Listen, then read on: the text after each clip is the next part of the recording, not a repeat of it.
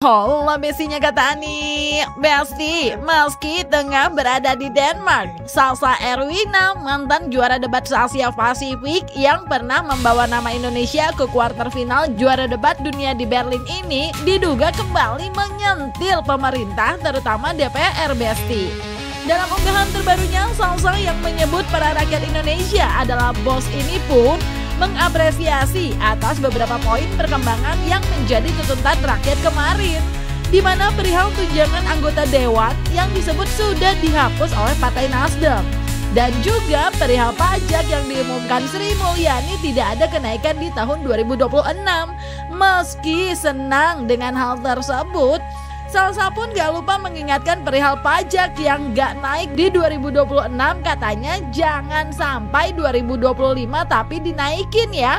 Sama aja katanya kalau gitu, nanti bos marah. Gak cuma itu aja, ia pun diduga mengingatkan juga nih perihal BPJS. Katanya jangan ada kenaikan juga cenah, soalnya nanti bos bisa murka. Dan hal tersebut juga disebut Salsa kasihan nanti ibunya kelanjutan hidupnya cenah Besti. Apa kabar dunia? Tetep gila. Bangun pagi udah disorotin nih, buka-buka sosial media udah muncul nih narasi buzzer yang lain menyerang ibu kerudung pink. Yang menyerang ibu kerudung pink punya nyali gak kalian seperti ibu kerudung pink? Berani menghadapi aparat penuh senjata kayak gitu, dia dengan kerudung pinknya berani maju ke depan, membela aspirasi, membela keadilan untuk masyarakat. Kalian itu pada berani apa? Pada berani ngapain? Orang cari duit aja masih rela jadi pengkhianat bangsa. Malu harusnya sama ibu kerudung pink. Gini ya teman-teman, ini pattern yang udah jelas banget ya, yang aku memang observasi gitu dari beberapa hari ini. Pokoknya, kalau serangannya personal, itu udah pasti dilakukan oleh pengkhianat-pengkhianat bangsa. Kalau serangannya substansial tuh maksudnya isi dari tuntutannya, konten-kontennya, apanya, itu baru objektif dan patut kita terima, patut kita diskusikan. Gak cuma perihal BPJS, Salsa Erwina pun dalam unggahannya tersebut juga tetap mengingatkan lagi nih perihal 17 tuntutan lainnya yang dikatakan Salsa Erwina dalam video itu masih dilakukan dengan setengah-setengah. Ia pun diduga menyentil kader-kader partai yang udah menghina masyarakat tapi belum dipecat. Termasuk ia juga kembali mengingatkan perihal RUU perampasan aset yang sudah diinstruksikan Presiden kepada Ketua DPR untuk segera mengesahkan RUU perampasan aset yang cukup ia tekankan agar segera dilakukan. Tapi mana ini? Progres terhadap 17 tuntutan masih juga belum dilaksanakan, masih setengah-setengah, tapi semoga kalian sedang berjuang gitu ya. Nih ya, bagaikan ini adalah sedang mengerjakan skripsi. Kalian itu skripsinya udah dijokiin, dirisetin, ditulisin, kita yang rapat, kita yang bikin alignment, kita yang bikin desain, kita yang bikin transparan di website, kita yang bikin semuanya tuh. Nah, udah skripsinya dijokiin, kalian tinggal gerak aja mencapai apa tuntutan-tuntutan yang kita kasih gitu. Aduh, karyawan kita satu ini ya, memang bener-bener nih.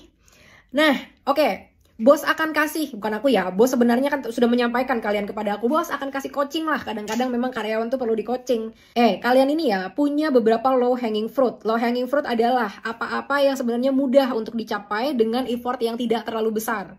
Satu, kalian bisa mencoret satu tuntutan. Kalau PDI Perjuangan memecat kader-kader mereka yang pernah menghina masyarakat, sampai saat ini belum dipecat nih. Padahal partai-partai lain dengan legowo mereka udah mecat kader-kadernya. Ini nggak bisa tercontreng sampai PDIP mecat kader-kader mereka. Dan kalau sampai enggak, teman-teman dari partai lain, Nasdem, Golkar, Partai Amanat Nasional, kalian mau nih ada kolega kalian yang gabut begini, makan gaji buta? Ini literally makan gaji buta sekarang, udah digaji, dimakan, tapi nggak dikerjain. Mereka ini nih yang lagi menghambat progres dari tuntutan rakyat. PDIP, kalian tuh sedang mempertaruhkan elektabilitas kalian di tahun 2029. Kita nggak akan pernah berhenti mengkampanyekan ini. Nanti kalian bikin dangdutan, bikin hadiah-hadiah untuk masyarakatnya, diambil aja, dijogetin aja. Tapi nggak perlu dipilih. Karena kayak begini nih kelambatan cara bekerjanya, nggak punya solidaritas, tidak mendengarkan aspirasi dari masyarakat yang lain. Aku juga udah lihat ya, ternyata katanya Presiden Pak Presiden Prabowo udah ngasih instruksi kepada Ketua DPR untuk segera mensahkan RUU perampasan aset. Oke lah, ini sebenarnya adalah kemauan kita jangka panjang. Tapi udahlah, karena kita udah muak banget, udah lakuin aja itu. Itu bisa jadi salah satu lah yang kalian contreng setidaknya. Tuh, 2 low hanging fruit ya. RUU perampasan aset sudah bertahun-tahun Bapak Mahfud dan juga rekan-rekan di KPK memperjuangkan ini. Jadi udah ada draftnya, udah diobrolin malang melintang, malah lagi disuruh untuk minta lobbynya sama ketua partai ya kan. Udah itu tinggal disahkan aja. Tuh udah 2 tuh low hanging fruit pecat dari PDIP. Yang kedua adalah sahkan perampasan aset. Loh, kalau dipikir-pikir kok ini biangnya PDIP lagi nih ya yang menghambat nih ya. Apa bener nih mereka sebenarnya mewakili aspirasi rakyat? Jadi kuciwa hati bos di sini. Ya pasti, perihal 17+8 tuntutan dan perihal pengesahan RUU perampasan aset memang masih terus digaungkan rakyat kayaknya Besti. Dari berbagai lapisan masyarakat, beberapa waktu lalu pun masih terlihat di DPR untuk menggelar demo perihal tersebut. Termasuk Ge Pamungkas dan Andovi Besti yang belum lama ini terlihat ikut berorasi di depan gedung DPR perihal tuntutan rakyat 17+8 dan juga RUU pengesahan perampasan aset sambil tetap menyuarakan warga jaga warga. Baik, hari ini gua dan kakak gua Jofre Lopez di sini menjawab permintaan dari Bapak Presiden kemarin pas konferensi pers ketika beliau ngomong tolong sampaikan tuntutan-tuntutannya dan kita akan membuka dialog dan mendengar. Nah kemarin kalau kalian semua tahu udah lumayan viral tuh pada kumpul 17+8 tuntutan rakyat, tahu kan? 17+8 tuntutan rakyat yang didasari transparansi, reformasi, dan empati. Oke, sekali lagi transparansi, reformasi, dan empati. Oke, seperti yang kalian lihat, kita akan kuliah 3 SKS depan gedung DPR. Oke, sabar ya teman-teman ya. Guys, kita ini udah buat checklist. Kurang gampang apa? Tinggal di checklist, tinggal dibuka spidolnya. Nih, selesai, cek. Ada 17 yang ada deadline-nya 5 September 1 minggu. Kenapa ada deadline? Kita aja mahasiswa ngumpulin tugas ada deadline. Masa DPR ada deadline? Semoga mereka bikin ini tanpa pakai ChatGPT. Oke, next. Tuntutan rakyat 17+8 yang didasari transparansi, reformasi, dan empati. Gue mau kita sama-sama teriak. Transparansi, transparansi, reformasi, dan empati. Oke? Sama-sama ya. 3, 2, 1. Transparansi, reformasi, empati. Hindarin konflik horizontal.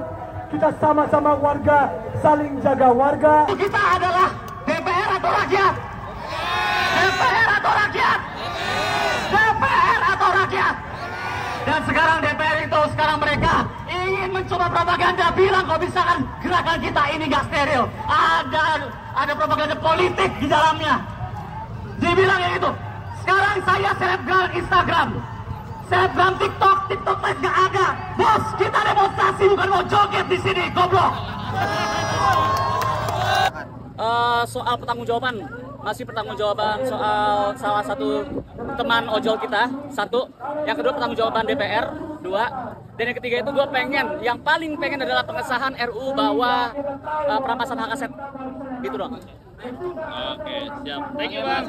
Nah Besti, bicara perihal RUU perampasan aset dan juga 17+8 tuntutan rakyat yang tengah digaungkan, Hendrasan Marantoko, politikus Gerindra, menyebut kalau hal tersebut juga merupakan hal yang tengah dilakukan Presiden Prabowo selama 10 bulan ini dan memang membutuhkan waktu.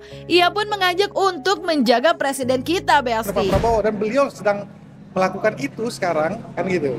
Makanya serangan itu kita tidak pernah ke Pak Prabowo sebenarnya kan. Ini yang beliau lakukan dengan dengan program MBG, ya kan, dengan dia melakukan tindakan pemberantasan korupsi, ya harus diingat. Salah satu kan triggernya ini kan orang muak dengan para koruptor ini kan, gitu kan. Bagaimana beliau tanpa instrumen RU perampasan aset, tanpa adanya itu, dengan pasal 33 Undang-Undang Dasar, beliau rampas 3,2 juta hektar lahan sawit yang melanggar hukum.